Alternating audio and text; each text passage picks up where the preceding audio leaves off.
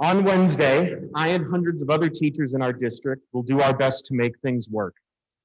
We will be in our newly laid out classrooms wearing masks, enforcing social distancing rules in vain, and doing what we can to be supportive of our students as well as each other.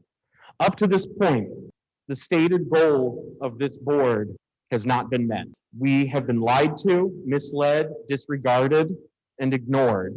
Teachers are feeling that, and soon our students will. But there is still time. There's still time to show that you are willing to take bold action in the best interest of everyone. We can delay in-person learning 4 weeks.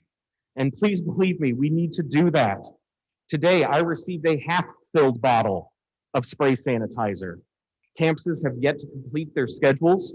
I don't know what classes I will be expected to teach. For me, the most frustrating thing about this is that a very real concern, a very real threat to my health and my students' health 30 seconds. is not being treated with seriousness. I am willing to die for my students. I mean that literally. I will protect them. I would literally take a bullet for my students. We have active shooter drills. That is a realistic possibility that all teachers face. But I cannot shield my students from this threat. You can, but you have not. In just 2 days, our students will begin coming back to campuses. And to say that we're not fully prepared is an understatement. The teachers we represent have spoken out, and this is a compilation of their thoughts. They want the kids in their classrooms. They want to teach in a safe and loving environment. They want to host open discussion between students. They want to support students emotionally, socially, and educationally. But unfortunately, those things will not be happening, not because teachers are unable or unwilling, but because we haven't decided to put the children's futures first. We're wondering, like, is it a fear? We know there's opposition. Is it fear of losing support, of losing this job? But whatever it is, it's clear that by mandating in-person instruction to begin this week, that the priority isn't safety number one. Today at Timber Creek, people were issued unfilled bottles of hand sanitizer. The masks are cloth and they're only 1 ply, which is not recommended. High school bathrooms still have the hand blowers in the bathrooms instead of paper towels, which has shown to be dangerous. Our KISD mission statement is to educate our students to achieve their highest standards of performance by engaging them in exceptional opportunities. We're missing that message and that mission right now. So any questions about the public dashboard, anything on the contact tracing process, how we're handling any of that? Did you say this is going to be on the website? Yes, yes, sir. Is there anything in here that shouldn't be on the website? I mean, No, this is only going to show numerical data. So it is only statistical. It's going to show if there's one positive case in a location, it's only going to show one positive case. It shows no personal information. None of that is pushed to the front end. okay. I didn't want people to look at it and see something on here and say, oh, this school has, 10 cases and I'm not sending my kid today. I mean, If we have a school with 10 cases, likely we'll be not having kids in the building anyway, so. Well, I'm just throwing that out as an example. Right, no, I know. I'm just And- saying somebody could look at it and say, one case. I just didn't want to scare anybody. Understood, They yeah. looked at it and maybe interpreted it incorrectly. Yeah, Then you're scaring people, but yeah, I get it. It's a delicate balance. So my son positive test, we notify the school nurse, he's not coming to school. That's obviously pretty easy. Then they are going to do contact tracing with us to determine his classroom, what are their contacts, et cetera, what activities. And then it gets updated. They are entering that data into VOC, I'm assuming back end. Correct. And then it populates this dashboard. That's correct. And we want that updated in real time for the public, What's the benefit of a lag? protecting, which I think Brad might be, well, maybe he wasn't getting at, student privacy.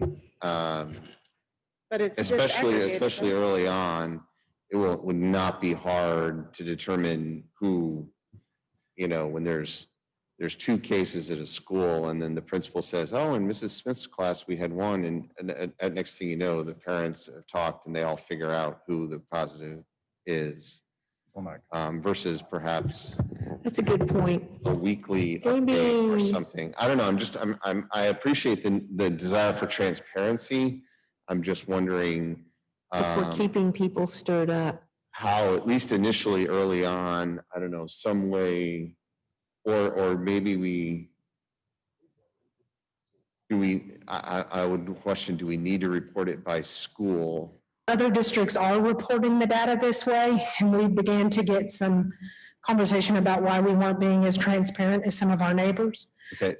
So that was part of it. It's public information to report disaggregated data Statistically, this way it is. weekly Yeah. by location. A campus is large enough that statistically there wouldn't be any way to determine who the case was beyond what they're already talking about. If there's a positive case and the kids are talking about it, they're going to know whether there's a 1 on the dashboard or not. So there wouldn't be a way, just looking at the dashboard, for an individual to be able to determine who that individual was. This is much more granular than I suspected it would be. And I will just share this with you. I hope your case counts are lower than what we're experiencing. I hope they're considerably lower, which will only make it that much more easy to know who. Amanda, it's just like the head lice. Everybody knows who has it when they. Everybody knows who's got it. That's right. By lunch, everybody knows.